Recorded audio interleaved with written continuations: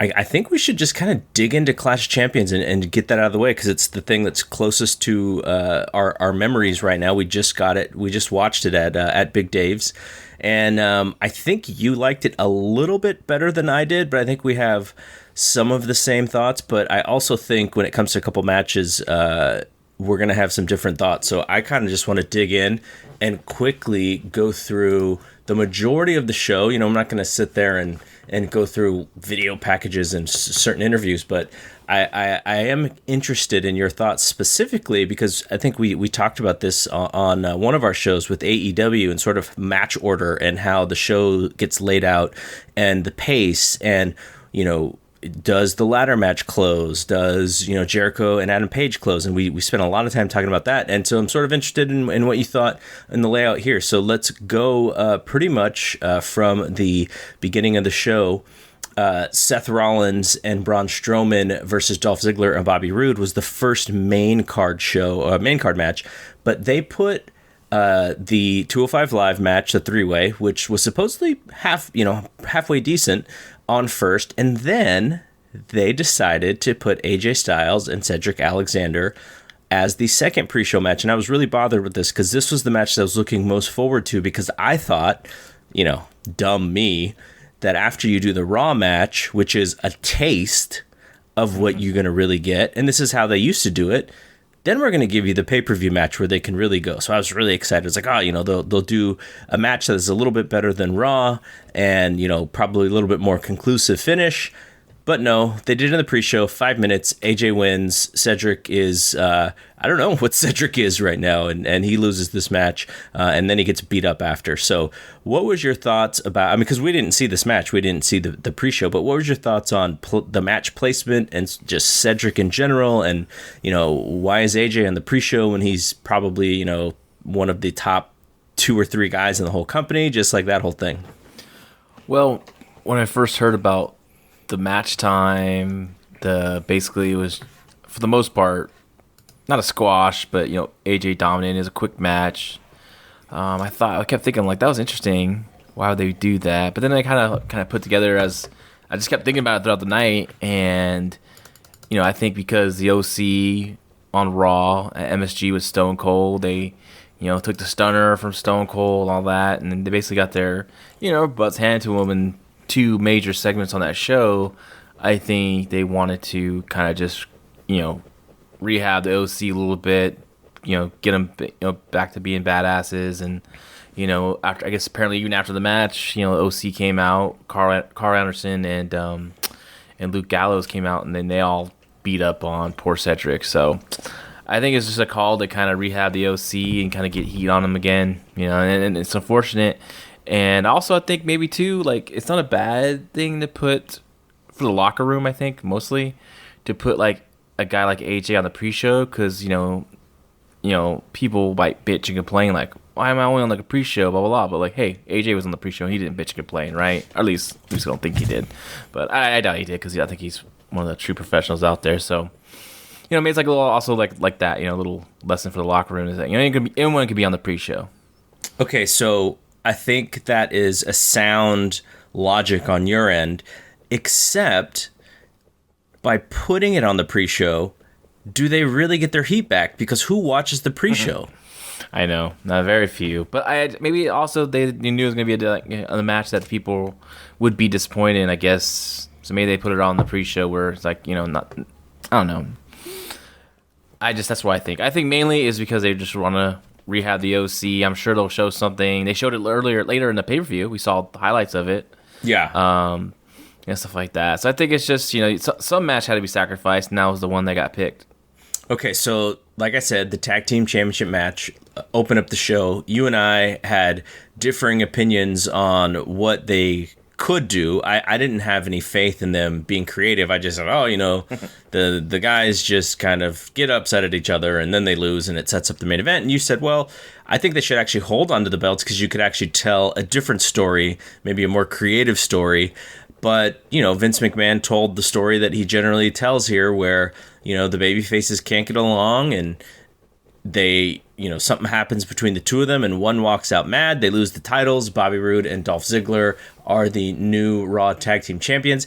I didn't even think that this was like a crazy breakup either. It was just like, goofy Braun Strowman knocks Bobby Roode into Seth, and then Braun Strowman takes a tumble outside, so he's out of the match, and then Bobby Roode hits his finisher on Seth and pins him, and it was just like, okay, like, that was sort of normal. Bobby Roode is the number one contender now. I get it. That's what the story that you're telling. Yeah, I figured this match was going to open it. I think, like, when the writers and Vince and everyone and Heyman and all people involved in creative were like, we got Clash Champions coming up. What's our hook? What's our hook for Clash Champions? Even though the hook is all titles will be defended, right? But I think, they just got too creative for their own good. I think it actually hurt the main event. I think if they would have, instead of doing the whole, like, Seth and Braun Strowman being tag team champions, then, going into that mystery, how they can defend, how can they defend the titles and those tag titles and also have a title match. I think it hurt the aura of the main event. I think if they didn't have the bullshit with the tag titles, it would have been a bigger match, in my opinion. They ended up delivering that main event, we'll talk about later, but like, I just think there'll be more anticipation for that title match. And I think, because sometimes, like tournaments and one show are hard because you see the people a couple times, right? So they less and less as each match goes. And that same thing with this, like you already saw Strowman come out and Seth Rollins comes out. You already popped from them when they came out, and you always saw them in action. So now you got to get yourself back up when you to see them again. That pop or that reaction is not going to be as big, during the main event when they come out, because you already did that early in the night. So, if I'm a talent and I'm in a main event position on the card, I think I'd want to go early in the show, because this show not as much, but in previous shows where you're at like the 4 and the 5 and the 6 hour mark, like like the audience is so drained. I think we always call Brock Lesnar the smartest man in wrestling. Like, he comes some of his matches where he's like coming out first, and you're like, wow, why is Brock coming out first? It's because he gets the big reaction because people are so excited at the start of the show, and then by the end of the show they're not as fired up. And I wonder if that becomes a thing on some of these really long shows where the smart guys are like, I'm not going to be stuck at the 5.5 hour mark where the fans are just like so burnt out that, I don't get a reaction, and they're only anticipating the finish so they can get up out of there. I do wonder if that becomes a thing on some of these longer shows. I think the only guy that can dictate that is probably Brock Lesnar, which I think he smartly did at WrestleMania, open the show, and he was home by the time that show ended probably, So Charlotte, who is wrestling out of her hometown, faces Bayley, who's in this sort of in the middle of being a babyface and a heel, and I think she's really trying to find her stride as far as what that character needs to be. I think this is just my opinion, no insight whatsoever, but I think what happens is I think it's natural when you turn heel and then all of a sudden the crowd gets behind you. You sort of feel good about your character, but it also makes you kind of wonder, okay, do I have to do dastardly heel stuff? Do I have to do chicken shit heel stuff? Do I act just like a baby face and still soak up these cheers? Like, how do I perform in this character? And I don't think she's figured it out yet, but at the same time, the crowd is responding to her way more than they have in a very long time. So I think that's a positive. But I do think to some extent she's trying to figure out exactly how she's going to go about, performing the way that her character needs. Charlotte is also in this weird spot because she's turned so much that she is now technically a babyface, but she is not a smiling babyface. She is not a handshaking babyface. She is not a playing to the crowd babyface. She's very stoic, and tries to keep her sort of ass kicker persona. And so it was almost like we had two in-betweeners facing off against each other, and I think that probably hurt a little bit. Yeah, and plus I think they're going all wrong with Bayley as a heel. I think she's the character they want to tell is that she's still her and still is loving, but she doesn't see like that she did something wrong. She just believes that, you know, she was standing by her friend. I don't think that's the way to go. I think you have to change her music, take down those blowing, you know, people, you know, that she comes out to. She's to stop high-fiving little kids, and that just confuses the audience, you know. Just go heel, change it up, change her look up, do something different with her. And Charlotte, I think Charlotte has that persona that she's trying to elude, is like her dad, right? She's the best of the women, and you know, it doesn't matter heel or babyface. She's just the best, and everything revolves around her. I think that's what hurt this match. Like, off the bat, I don't think people knew who to cheer for. Mm-hmm. You know, I think they're kind of, you know, because like I said, Bayley came out high-fiving kids. Like, maybe she's not that bad of a person, right? Mm-hmm.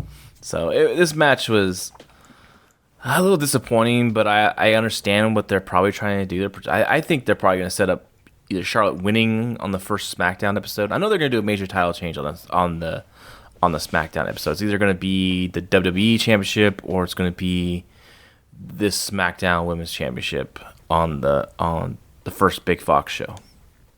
So I thought the beginning of this match was like the best part, because you know, a lot of times, you know, they do this really like slow beginning, but here, like, match started, bell ring, Charlotte, boom, big boot, quick 2 count. Like, that was my favorite part of the match. And then they went into having a match, and you know, Bayley being the now heel, as Charlotte is trying to get to her while she is in the corner and on the ropes. The referee is pushing Charlotte away. She unhooks the bottom turnbuckle pad, and then Charlotte finally pushes the referee out of the way, and she like face plants her on the bottom turnbuckle. And it looks like Charlotte may have even actually hit her nose a little bit by the end of the match. But less than 4 minutes, and you know, we always talk about how WWE, you know, the wrestlers in their hometown, they kind of get jacked, and this was another one of those. Yeah, I think the match story is basically Charlotte's far superior, and she was dominating. She was dominating the whole match, and then Bayley just, you know, snuck out a victory with some dirty tactics. But I thought the finish was creative, how they pulled it off. I just think, you know, the confusion around Bayley's heel turn just kind of hurt it a little bit. But you know, there's more to come to the story, obviously, and like I said, I think it's gonna end, or at least peak, with Charlotte winning the championship at the first Big Fox show. So the next pay-per-view is October, I think, is it the first Sunday after the Fox show? October 6th, my wife's birthday. So, so I'm not watching it that night. So the Fox show, though, is so WWE on Fox. Let's make sure I have the right date. Is that October 4th? 4th. Okay, so then if the show's on the 6th, then it is 2 days later. So the next pay-per-view, while it's only 3 weeks after this show, at least they'll get whatever boom they get out of the Fox show. So they're gonna have to push that network and the Hell in the Cell show pretty hard to maximize, you know, the new eyeballs. Yeah, definitely. I'm sure you can get a lot of the network plugs on that show, and Hell in the Cell plugs for sure, definitely. Okay, so Revival and New Day. I like the Revival a lot. I think they are really fun heels, almost to the point of where they're baby faces, because they're so good at being heels, but they stay on that on the heel stuff. They cheat, they manipulate the referee, and a New Day is basically on the flip side of that, where they are a very stale act, and I don't know how you freshen up with this with the New Day, except for, you know, one of the 3 guys, you know, turning at some point. But one team looked like they were, you know, kind of, I don't even know how to say it, but one team looked like they were kind of, you know, on all cylinders, and the other team looked like, I'm sick of these guys at some point. So the way that this match goes is Woods' knee is all messed up, and he's wearing this heavy brace, And so that's the target, right? That's what the heels are going to work on, is that knee. There was some interesting like decisions on bumps. Like Big E, he basically took some sort of like fall. He just like fell right on his back from the apron to the floor, and he's such a big dude, so you hear that big thump. There was another time where he was on the outside and they gave him the shatter machine, and that actually knocked him out of the match entirely. And so when the heels had the 2-on-1, they hit the shatter machine on Woods, and instead of just pinning him, they wanted to damage his knee more. So they did that like reverse or inverted figure 4, and then Woods finally taps out. So that's how they win the match. So they look super impressive, and New Day looks kind of like I don't know, an influx babyface team. We'll see what happens with them, but pretty dominant victory by the Revival. I liked it, but didn't necessarily see it coming in the way that it happened. I like this match a lot, actually. I thought this was one of my favorite matches of the night. I always like to watch Revival, and when they're given the chance to have like a really good tag team wrestling match, they always deliver. I like the story they told. I like the finish. At first, I was kind of like, huh? But then, like, I realized, they're heating these guys up. They're gonna take out Xavier Woods' knee, and I thought that was pretty cool. So I don't know if Xavier Woods is gonna be out for a while. They're gonna do that, play that game. Hopefully they maximize this, and he's not gonna wrestle the next Tuesday, right, on SmackDown. I thought it was good, and yeah, Big E took that big schoolboy bump off the apron. When was it Dash clotheslined him off the apron, took that big schoolboy bump. That was nuts. And then he took the shatter sheet on the floor, which is a cool spot. I thought it was really good.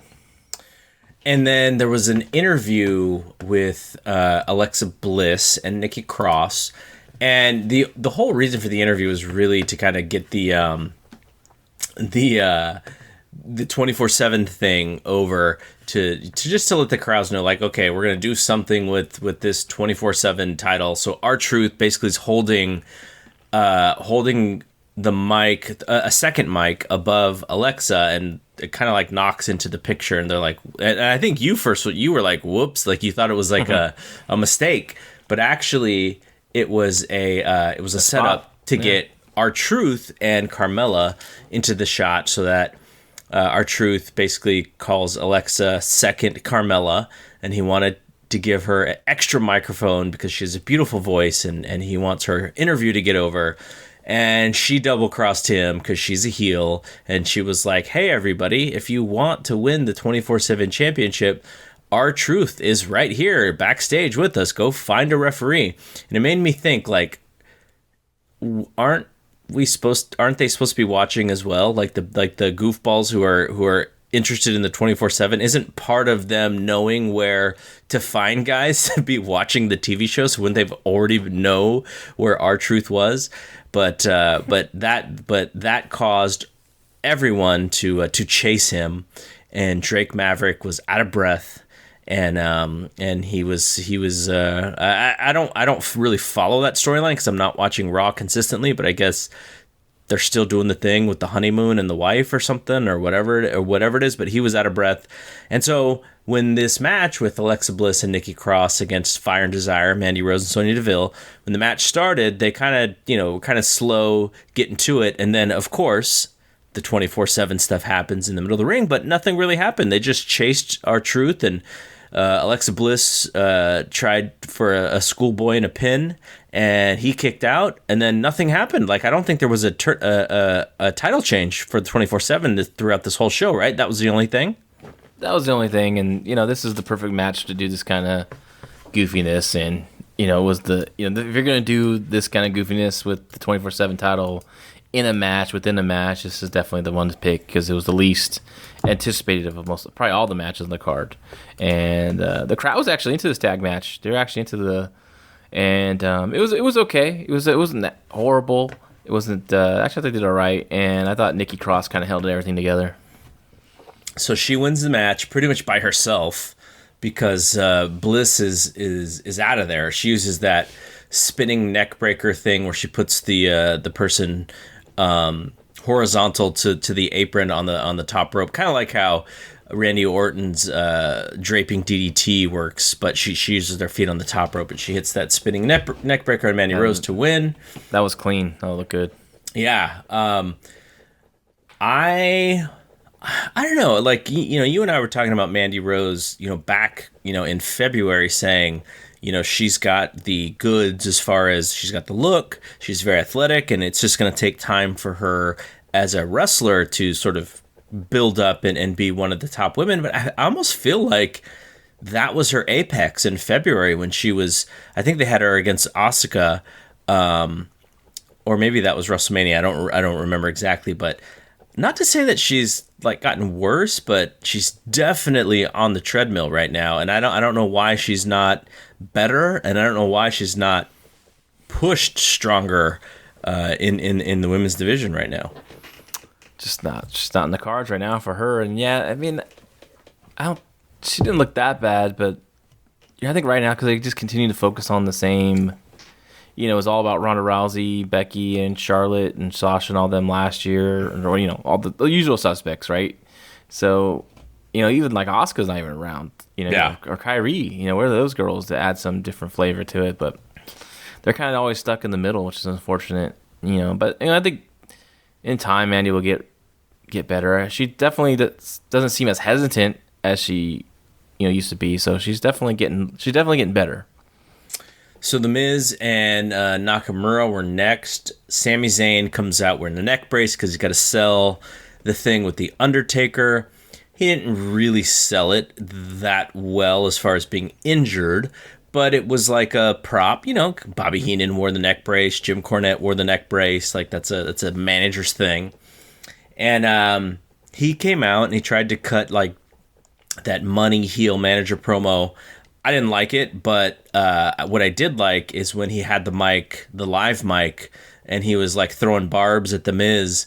He called him the king of what do you call him? The king of soft style? Is that what he called him? Yeah. Like stuff like that. That was pretty funny.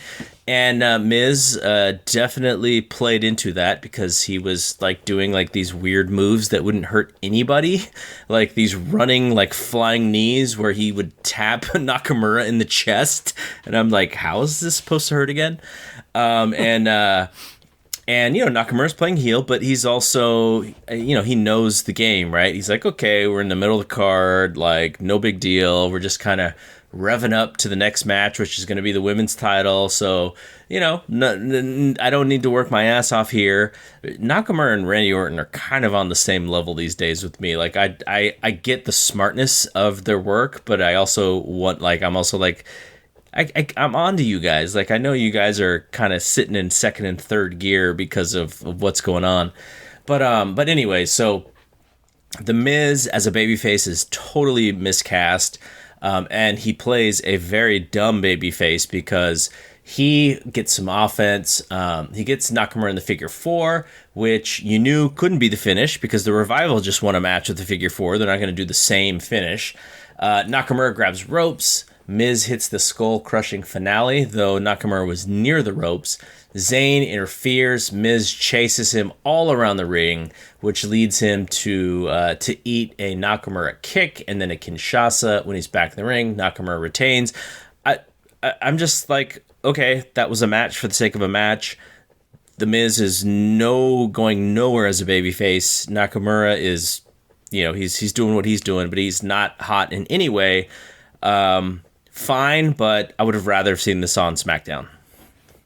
Yeah, I mean, it was an okay match. I did like the stuff that Sami Zayn was. I was kind of confused because all of a sudden, in the middle of his like promo on the outside, as he's talking trash to Miz, like they cut his mic off, and no one says who cut it off. No one says who cuts it off. It got a reaction, but then Miz jumped out of the ring, took the mic, and threw it up the rampway. Yeah, like if I was, That's what he should have done before it got cut off. Exactly. It would have been a bigger reaction. He just took that out of his hands and threw it away.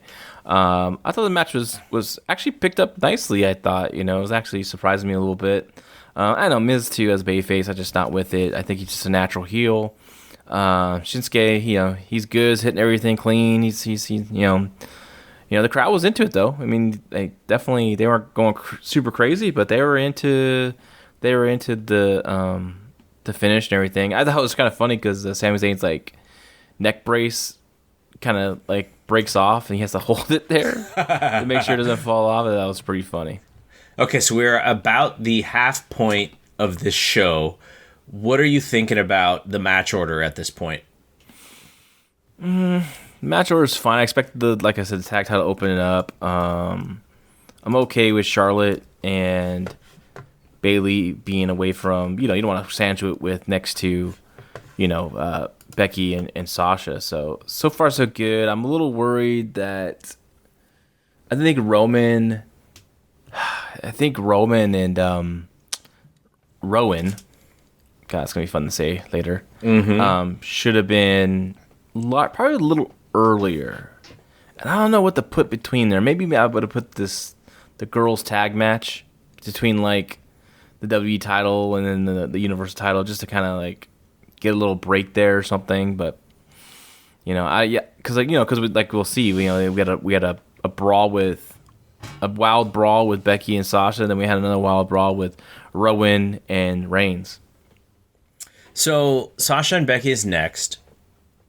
Basically at this point, there are 4 matches left, and all 4 of these matches go long. So, there was previously, I think, 6 or 7 matches before, but they were less. So let me see. 1, 2, 3, 4. Okay, 5 matches plus the pre-show. So 4 matches left. These matches are a little bit longer. At this point, I think Sasha and Becky was a little bit more. Had a little bit more heat with the fans as far as what they wanted to see than both Orton and Kingston and Reigns and Rowan. I think Braun and Seth probably did have to go on last because they opened the show. But this, I thought, was like maybe the hottest thing on the show. And I've been really hard on Becky. But Sasha brought everything to the table in this match, and she looked like she was out there to prove something.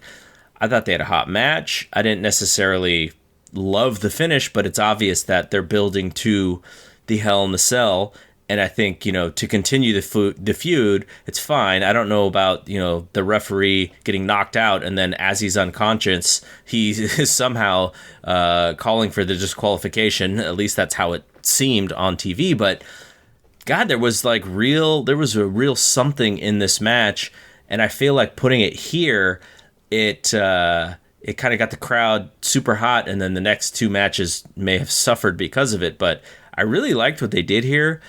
There was Sasha, obviously her favorite wrestler's Eddie Guerrero, and she did the little spot with the chairs and to kind of fool the ref so that she could pop the chair and nail Sasha. Then Sasha, wants to swing the chair and Becky wants to hit Sasha with the chair, and then Sasha moves and hits the ref, and so stuff like that, and that gets a DQ, and then they brawl, all over the building. But like, to me, save for the main event. This is like the best thing on the show. Yeah, I mean, this is probably by the crowd reaction, the one they were waiting for the most. But I still think you put Seth and Braun last because, they wrestled earlier. Yeah, definitely Braun needs some time to recover for sure. He's a big guy. Going full speed. He definitely needs some time between matches. For working multiple matches in a night. I thought this match was great. I really enjoyed it. I liked their intensity. I thought they hated each other. I actually loved the finish. It's okay to have a ref bump if you just do it once a show or once they don't do it a lot. Actually, when's the last time? I don't remember the last time I seen a ref bump. I mean, I don't watch, of course, Raw and SmackDown on a regular basis, but it seems like I don't remember them doing a ref bump in a while. So, it meant something here. I think they kind of maybe executed the whole announcement of the result. I think they could have had another ref come out, check on the referee that was down, and he makes a decision, right? Yeah, they could at least showed that shot. I think they missed it, but I like the brawl up the aisleway. That stuff was really good and captured well by the cameras. The backstage stuff was, looked good. I mean, I'm sure there were plants there, because I think people would have gone nuts if it was like regular fans, when they're brawling all around. But it looked good though. It just looked good. And then I really enjoyed it. And it just built to Hell in a Cell between these two, and that's okay. It's good. There was I don't remember when the Street Profits came in. I don't know if it was after this match or the Kingston match. I don't exactly remember, but the Street Profits were talking, and then out came King Booker, and they did a little fun thing. But I made a comment to you if you knew who Desus and Mero were, because Desus and Mero are kind of like the we have all these talk shows, political talk shows, where they talk about sort of the news, and they talk about things that are going on in politics and sports and different things. And Desus and Mero are that version, but just in a more sort of like hip sense.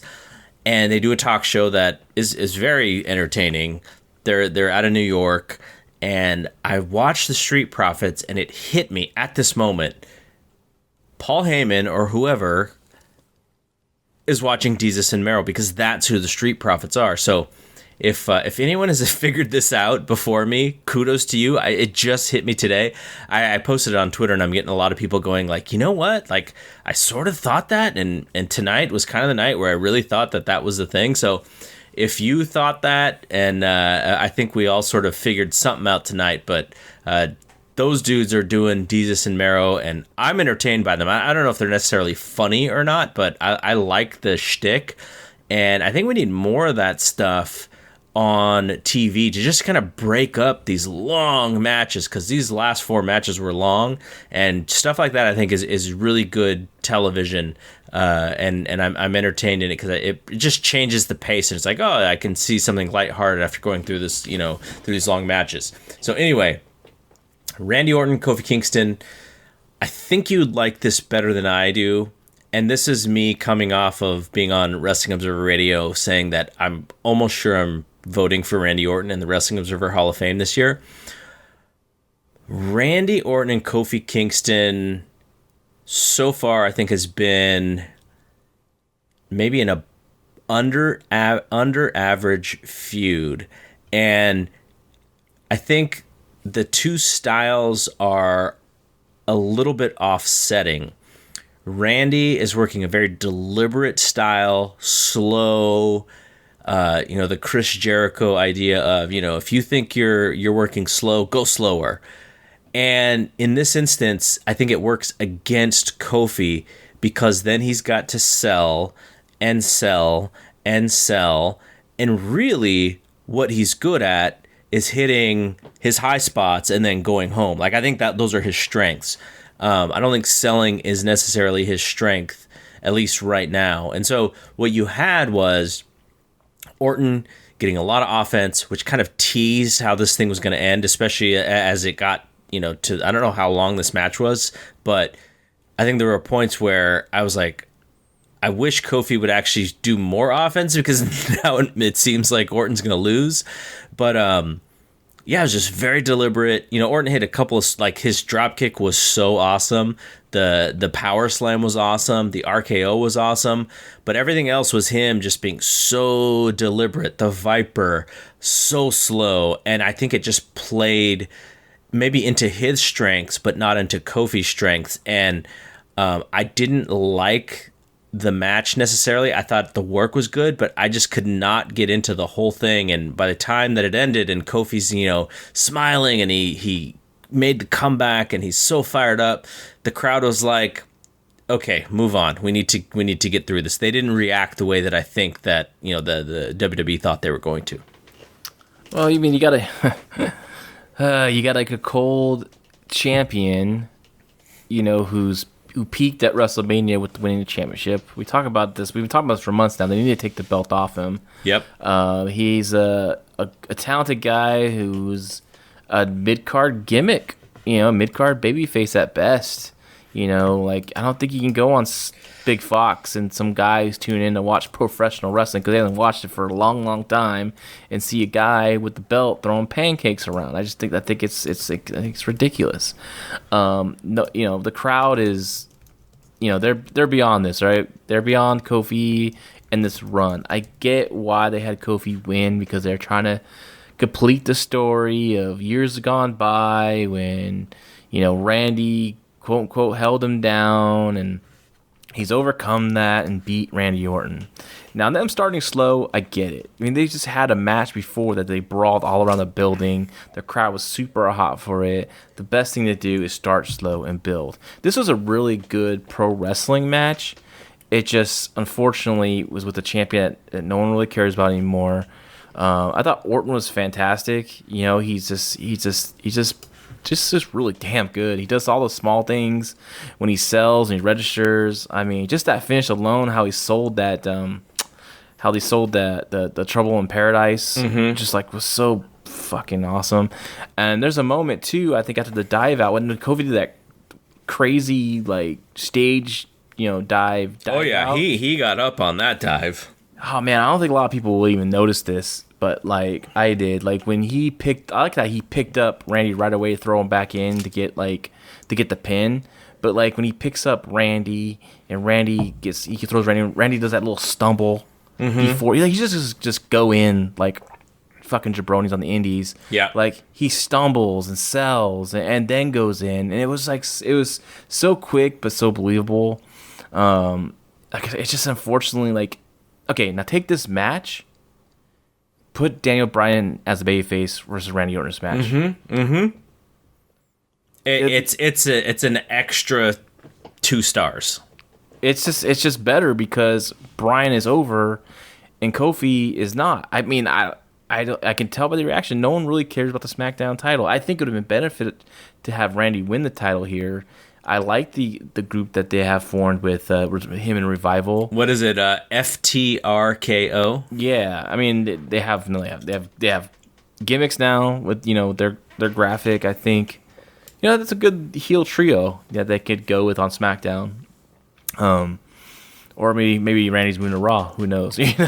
What's going on with that? I think they want Randy on SmackDown though. I believe so. But by the way, news of the day. WWE's doing a draft on the second SmackDown, as if I didn't read that in the Observer like 3 weeks ago. Yeah, that's old news. But yeah, and like if people didn't know, like, of course they're going to do a draft to shake things up, right? I mean, I'm just messing around because I found a couple of tweets kind of humorous, and then. Some people agreed with me. Some people thought it was much ado about nothing. But that's fun conversation. Well, it's not the worst tweet. We'll talk about that in a little bit. All right. So King Kofi wins. He is still the champion. I give him credit for trying his ass off because I know he is. And it's just not working, and that's got to be a frustrating place to be. Not frustrating to be the champ because the company believes in you in at least some way, and I think there's something to him being the champion after being there for a long time and dealing with a lot of perseverance. But I mean, the bottom line is like he's not improving the business in any way. He's not, he's not having the best matches. He's not getting the best fan reaction. And so at this point now, it just seems like WWE is stubborn. It's like they're sticking to their plan and going like, well, F you guys. Like we're going to keep him, champion until whenever we want. But I just think they had a story to tell and they wanted to finish it. And by no means, the crowd was not just dead silent the whole match. Like they got into it definitely towards the end. It's just, it's just this whole Kofi as champion. It's been long over now. So Roman and Rowan was next. And after watching Becky and Sasha do their thing, this was a little bit of a repeat because it was a no DQ. The first half of the match, they were doing a lot of stuff with the steel steps. And then when they finally started to go down the ramp, there was a lot of stuff, fighting on the ramp and just not being in the ring. And they were doing a lot of stuff with that jib cam from playing off of the angle from SmackDown. And as Roman is setting up for this like long spear, he's gonna like take off and run. Luke Harper is there and interferes, and then they double team Roman. And Rowan has this new claw. I don't know if it's new. I just thought it was new maybe because of the G1, but the Lance Archer claw. and he basically claws Roman, and he does like a choke slam off of the claw and pins him. And so they double team the heels, beat up Roman. I thought that Roman specifically worked really hard. Like, he got tossed in all over the place. And I thought Rowan was really good in his role, but the match was a little bit anticlimactic after the Sasha and Becky match. Yeah, I thought this was a good match. I think it's kind of the same issue with Kofi and Orton, where Rowan hasn't really been put ever in a singles, big main event position.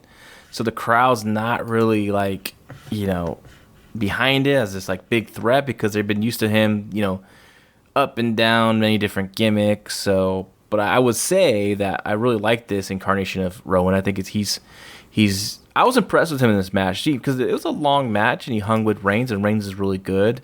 Reigns gave him a lot. They definitely, were really getting him over strong. The difference between this match and the Becky and Sasha match, this match they had weapons, right? I like the weapons they used. I just didn't like the kendo stick. I just don't understand why there's kendo sticks just regularly available in pro wrestling matches. Like, what ring crew member needs the kendo stick to put this ring together? What production guy needs these kendo sticks? It's just so stupid. Like, I hate the freaking kendo stick. This shit needs to stop. This is my contribution to the WWE writing team. If I ever get on it one day, I'm gonna say, let's just stop the kendo sticks. If I can get that win, I'd be happy. Tommy Dreamer. Fuck that guy. I mean, like. Hey, I am in a fantasy football league with Tommy Dreamer right now. Awesome. Does he have any disregard for the rules and the referee and the most insincere awesome I've ever heard in my life. Yeah. Anyways, but yeah, I would just like like I said, I was impressed. I really liked this match because I was really happy for Rowan. This is a big match for him. I think he did really well, and I like the Harper surprise, which is really cool. Good to see Harper again. They're great together. And if you remember, I mean, it's been a while, and when Harper got hurt, right before they got hurt, the Bludgeon Brothers were getting a freaking strong push. Oh, yeah. Remember, they were like destroying the New Day. Like, New Day was getting nothing on these guys, right? And they were just killing them. So I think this is a good thing. Rowan is a decent talker, which surprised me. I watched SmackDown, and I really enjoyed their brawl they had on SmackDown, him and Reigns, and his promo stuff. So that's really cool. I'm guessing either Daniel comes back as a babyface and teams with Roman against these two guys, or maybe it's a swerve and Daniel, actually probably befriends Roman, but then ends up turning on him too, or something like that. Mm-hmm. Maybe that's a Hell in a Cell match, but I don't think so. I think we know the two Hell in a Cell matches are going to be, but something like that. I think I could see like a Ole Anderson, Dusty Rhodes turn, like just Reigns and Bryan versus the Bludgeon Brothers, or whatever they're called now, and then it'd be a great match. Yeah, or Bryan just turns on Reigns. They all beat the shit out of him, Yeah. So, but yeah, I enjoyed it. It's just unfortunate that it's one of those things, like, you got to get Rowan over, and I think he did well, and he looked good. So I was happy for it. And then finally is Braun Strowman and Seth Rollins, and I tweeted right before this match started, I said, I pray to the baby Jesus that this is like an 8-minute sprint, fast break kind of match. And then, the Fiend can come in after, and not like this 20-minute, like, long match. Because Braun Strowman obviously is not the greatest worker in that style of match, but for a quick, hard-hitting, fast match, I think he can be really good. And we got, the sprint in a sense. And started hot. Seth is doing, the quick hitting stuff and cat and mouse, and then Braun catches him, and then Braun starts doing power stuff and throwing Seth around. And I really liked it, and I thought it was really good. And then they fight to the outside. Seth for some reason tries to superplex him in the ring. Instead, Strowman pushes him off to set up this big splash from Strowman onto Seth from the top rope, and the big guy almost like loses balance and falls. Like that was pretty scary because he's a big dude. And then he hits the splash, but in hitting the splash, he hurts his knee. I think earlier in the match, Seth had done like Braun did the thing where he runs around the ring and then he does like that shoulder tackle, and then he tried to do it a second time, and Seth like ducked down or did a drop toe hold or something, and then sent Braun into the announcer's table. So he bangs his knee on the announcer's table. So he does the big splash, hurts his knee, and then that allows Seth to take advantage of it. And then he puts a sleeper on. Braun fights out of that. Seth hits a curb stomp. Braun kicks out at 1. So Seth's finisher, Braun's kicking out at 1. Does a second curb stomp. Braun kicks out at 2. Does a third curb stomp.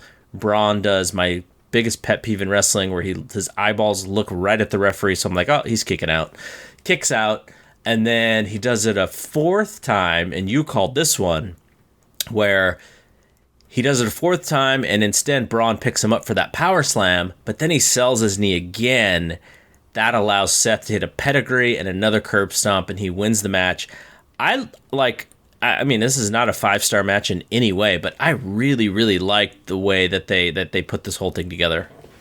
Well, if we're giving star ratings, I'm going 4.25 at least. I thought they did really well. I love this match. It was a lot of fun. I remember our last show we talked about like what match I'm looking forward to the most, and this was the match because I'm always interested in seeing like people of various different styles competing against each other and see what they can come up with. And they put their heads together. The agent of the match put his stuff in. Paul Heyman had his specific finish, and they all came together and it made a really fun, great match. And the crowd again just saw a crazy brawl all around the building with tables and all that stuff. So they had to work fast to get them into it. They're going to work fast anyways because Braun's not going to go out there and do like the slow building 25-minute, 30-minute match. So this was really good. That splash on the top rope on Braun. I know he's done it before. I'm pretty sure he did it with Brock, I want to say.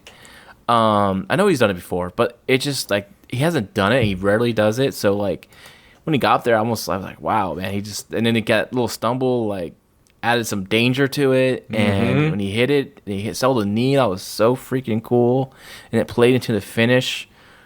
I love this match. It was funny, like we talked about it like right after it was over, like we did the observer, right? Thumbs up, thumbs down, thumbs in the middle, and mine was thumbs in the middle. But then I was like driving home, I kind of think about like I kind of like enjoyed the last 4 matches. I enjoyed them. I actually enjoyed them a lot, and I enjoyed the tag title match with the Revival and the New Day. So I mean, I'm kind of like slightly thumbs up or thumbs up on this now. So basically after this match, Seth celebrates and the Fiend attacks him to set up their Hell in a Cell. I think we've known that the Fiend was going to get the next shot for a while. There may have been advertising or whatever, but we found out. But if I look at if I look at this the show as a you split it in halves, and I mentioned the first 5 matches are is the first half. The only match I liked in the first half was the Revival and New Day. Seth and Braun and Dolph and Bobby Roode was just average. It was just a story. It wasn't even really a match. Charlotte and Bayley, I didn't like at all. Revival and New Day, thought was super fun, mostly because of the Revival. The women's tag team title match, kind of boring. And The Miz and Nakamura, I'm not going to grade on a curve. Like, it was fine for what it was, but it was not a pay-per-view match. Now, if you look at the last 4 matches, Sasha and Becky, I liked, and Braun and Seth, I liked. Roman and Rowan was fine for the story they're trying to tell, and Kofi and Randy was okay for the story they're trying to tell, but I was actually disappointed in both matches for what I wanted out of those matches. So maybe some of this is just my expectation, but on a show where 3 out of the 9 matches I thought were good, I can't give a thumbs up to a show like that. Mm-hmm. Yeah. But like I said, we have a little bit different thoughts. Like, you like the Orton and Kingston match more than I did, and that's totally fine. But that's why we don't always have to agree on stuff. Can we get Orton versus Walter? I would love to see that match. Just throwing it out there. Randy's taking those chops. Yeah, he's the man. I feel like Randy will take a couple of those chops. But they work so well, and they'll build up to it. But I like the angle too with the Fiend as well. I thought that was really cool. I'm just like, okay, how do you book this guy? Well, I mean, we talked about this a few weeks ago, maybe even a month ago, about who he could become, and we both said, maybe he's the new Undertaker. Maybe his character replaces that Undertaker character. And then they put him in a title match, and he's only really had one match on a pay-per-view before. Yeah, I'm a little worried about them rushing this. I think they should have. He could have been here and there till Royal Rumble, and then maybe he wins the title, and then you set something up. With the. I mean, I guess they probably want to do. I have a feeling they want to do Fiend and Undertaker at WrestleMania, but. So does that mean the Undertaker could interfere somehow in this match? That's our buddy Jeremy from our page. He suggested that. Yeah, I could see that. It's a good idea. I liked it. Who's I think is over, and I just haven't put the belt on him to see, or at least is Braun, right? Like I was thinking, like, what if Braun had this injury and he was taken out by the Fiend and was gone for a long time, and he won the Rumble, to face the Fiend at WrestleMania or something like that. I think that would be good. Who I want. I know you want. Yeah, I want babyface Brock Lesnar. Yeah, that's a good one too. That's a good one too. So, and Roman too would be good, but I just don't. I mean, the fans would kind of groan at that one at this point. How they've seemed to be off that with Roman now. So.